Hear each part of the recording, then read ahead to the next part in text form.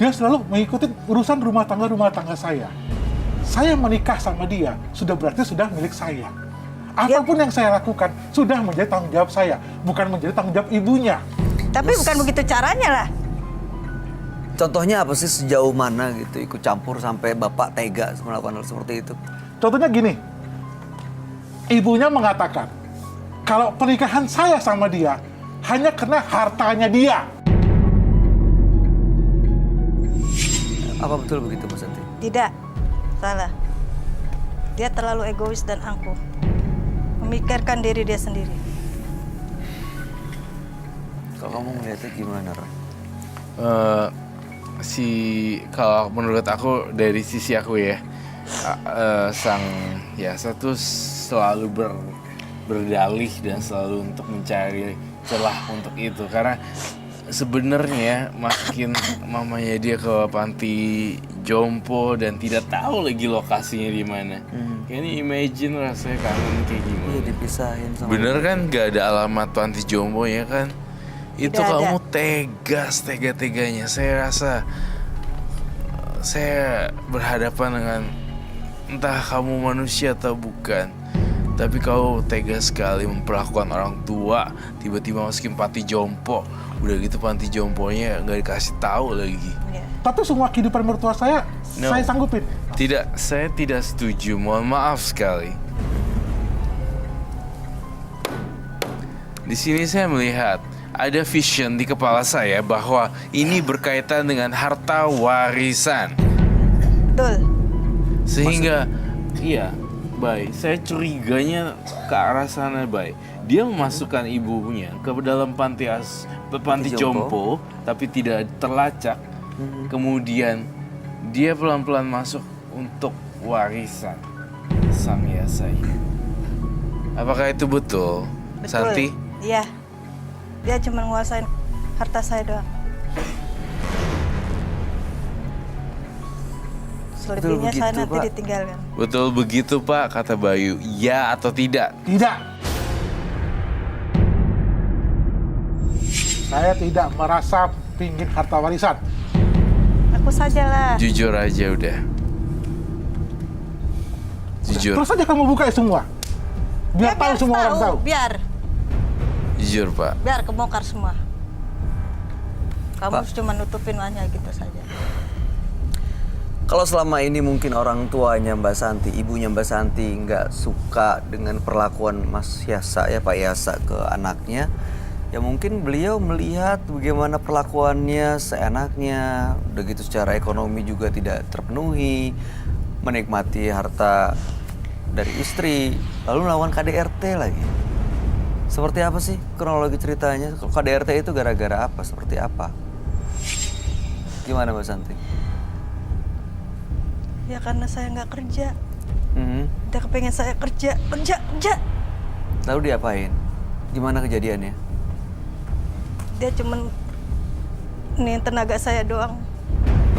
Terus? Tapi selebihnya dia nggak boleh minta duit sama dia terus. Oke. Waktu itu gitulah. kejadian KDRT-nya tuh gimana? Diapain? Dengan apa? Ya saya pulang sama seseorang dengan dia tidak ngomong apa-apa. Ya sudah kemarahan dia. Langsung gitu saya. Diapain? Kepalanya Gampar saya. digampar dan kepalanya dipukul ya. Bagian belakang. Betul? Betul. Oke. Nah sekarang ya saya terdiam 1000 kata. Artinya memang itu kenyataan. Betul begitu Mas Yasa? Yasa. Pak Yasa? Jadi gini Mas, coba siapa yang nggak kesel? Saya pulang ke rumah dalam keadaan lelah. Melihat istri saya boncengan, naik motor berduaan. Pak, itu ojek online, Pak. Kalau ojek online dia bacanya atau bacanya Mas, ini nggak ada. Helmnya biasa. Coba kalau Mas sendiri nyangka nggak itu ojek online atau tidak? Aduh, bapaknya berpikiran sempit deh. Beberapa ojek online terkadang tidak memakai helm juga yang berlogo ataupun jaket yang berlogo tersebut. Iya. Terkadang mereka seperti itu. Kamu pikirannya sempit sekali, Yasa. Kalau saya jadi Santi, saya mau meninggalkan Yasa. Iya betul. Pak Yasa jadi nggak percaya penjelasannya Mbak Santi? Tidak. Karena saya berpikir saya memenuhi kehidupan dia. Tidak ada merasa kekurangan. Yang saya mau, begitu saya pulang kerja, dia ada di rumah. Hanya itu yang saya inginkan. Kalau Mbak Santi maunya apa sebenarnya? Tapi nggak semua itu nggak diharapkan. Percuma kamu aku di rumah juga tukang bangkit kok. Nggak ada gunanya. Sebenarnya Mbak Santi ini Aku juga pengen diperhatiin juga. Cuma jangan tok duit. Tapi setelah aku minta uang buat ke ruangan anak, mana peduli kamu? Nah, ada papa kasih kan ke mama? Emang kamu cukup? Tidak kan? Ya, sekarang papa gini loh. Papa kasih dalam sekian. Sekarang tergantung mama mengolahnya bagaimana gitu loh. Kalau kamu bisa, kamu aja sendiri. Bisa Oke. nggak? Bisa. Oh, silakan. Kamu juga ujungnya ke saya juga kok. Kalau kamu lihat sebenarnya mereka berdua tuh masih punya rasa cinta sebagai pasang suami istri nggak sih, Roy? nggak ada.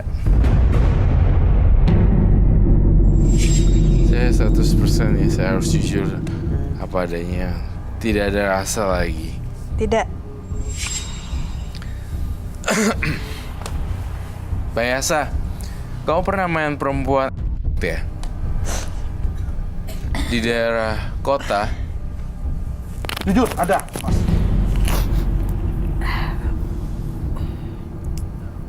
Rambutnya panjang dan dia ada di handphone kamu WhatsAppan. Oh, sampai tukar nomor telepon. Iya. Jujur, ada. Ya, memang ada. Ya, alasannya begini, Mas. Kenapa saya selalu ada dengan perempuan lain? Saya pulang kerja lelah. Lihat istri saya tidak ada di rumah. Pulang-pulang dengan pakaian lusuh. Coba.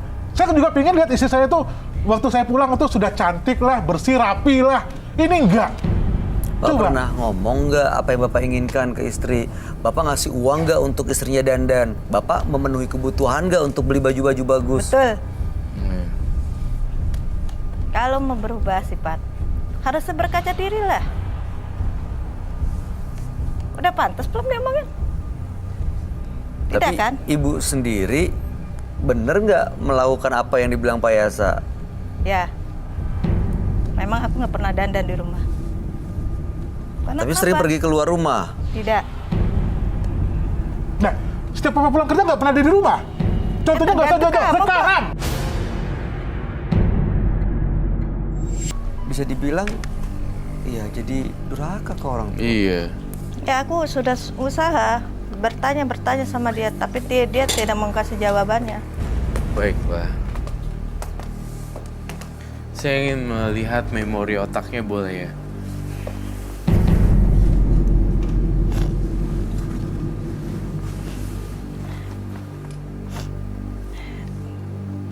Gile, KDRT yang sangat parah sekali. Kata-kata kebun binatang yang tidak pantas.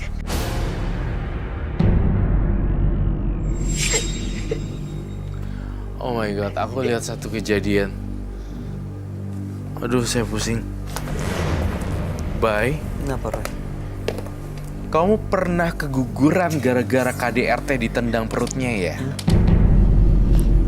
Jujur. Iya.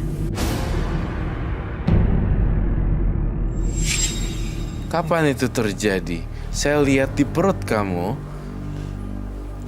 Berapa itu tahun yang ngeluarin. Sudah berapa tahun yang lalu? Jadi kenapa mama nggak bilang kalau mama ada keguguran? Karena kamu KDRT-nya, Yasa. Selama ini Mas, saya pinginkan keturunan kami sebenarnya. Kalau kamu masih belum berubah sifatnya, nggak bakal ada keturunan atau rezeki yang waris. Itu kegugurannya udah berapa kali, Mbak Santi? Cuma sekali doang. Sekali ya? Sekali? Kamu ngelihatnya gimana, Roy? Berapa kali? Cuma sekali doang kegugurannya. Saya lihat 2 kali. Sekali yang untuk pendarahan waktu itu. Dan sekali lagi yang kuret. Iya. Dikuret dan satu lagi yang mendarahan. Dikoret karena nggak jadi. Oke. Karena kena. KDRT. Iya. KDRT, KDRT, dan KDRT lagi. Sampai ngeluarin keguguran. Banyak ya. Masih banyak yang seperti ini. Mbak Santi setiap melakukan KDRT sih Mas Yasa, Mbak Santi diam aja gitu, Iya. nggak ngelaporin kemana. Kenapa? Aku demi anak. Hah? Takut apa? Hanya demi anak aku belain. Sorry. Hanya demi anak aku belain. Hanya demi anak dibelain. Alasan yang klise ya. Tahun 2019. Tapi anaknya kan bisa ngeliat dan trauma ibunya disakitin secara fisik oleh bapaknya. Saya sih berharap biasa berubah lu. Masih bisa berubah nggak sih Roy, menurut kamu? Perlu bertahun-tahun ya untuk berubah sih. Saya yakin sih ini dalam suasana yang Baik, baik gitu ya. Yasa pelan-pelan belajar untuk ngontrol sabar. Kalau perlu di kamar mandi ditulisin kata saya sabar. Ditempel tuh di kaca kamar mandi. Dan tiap hari kan mandi kan, pasti ngelihat ada tulisan saya sabar. Dan plus saya pengen banget doa dan restu dari orang tua sebenarnya. Yang si ibu Yasa itu aja sebenarnya. Yasa saya ngelihat semua orang ada yang jahat, ada yang aneh dan segala macam, tapi saya yakin kalau sifat kamu ini berubah nih, pasti kamu rezeki dan segala macam naik semua. Ikutin aja deh, tempel tulisan saya sabar, saya saya berjiwa besar gitu, mindset Ya jadi di setting, dirubah cara pola pikirnya kali Pak Yasa. Ya, Mulai dicoba untuk melakukan sesuatu yang baru, karena kebahagiaan itu kan memang perlu kerja keras, kita perlu melakukan sesuatu gitu. Iya. Jadi kalau misalnya saya yakin Pak Yasa masih mau berubah, artinya masih mau melakukan Nggak sesuatu. bakalan berubah dia sampai kapanpun. Mbak Santi ya sepertinya akan lebih bijaksana kalau memberikan kesempatan dan membuka hati dan membuka diri. Iya. Dari tadi dia udah terpojok sebenarnya dengan saya. Namun Mbak Santi please untuk ngebuka paling tidak sedikit dua pintu atau 3 pintu. Atau next ke depannya jika dia kambuh, saya serahkan semua sama mereka. Saya nggak mau ikut campur. Udah keguguran 2 kali Pak, pasti jadi susah untuk bisa percaya lagi. Nah, saya udah sering. Saya nggak bakalan percaya lagi 100%. Iya, Tapi saya yakin kalau bisa mempertemukan dengan ibunya Mbak Santi, saya yakin ini bisa merubah cara berpikir Mbak cara Santi pikir juga. Mas. Iya. Ada yang mau disampaikan nggak Pak Yasa ke istrinya? Ya, saya pinjam dong tangannya.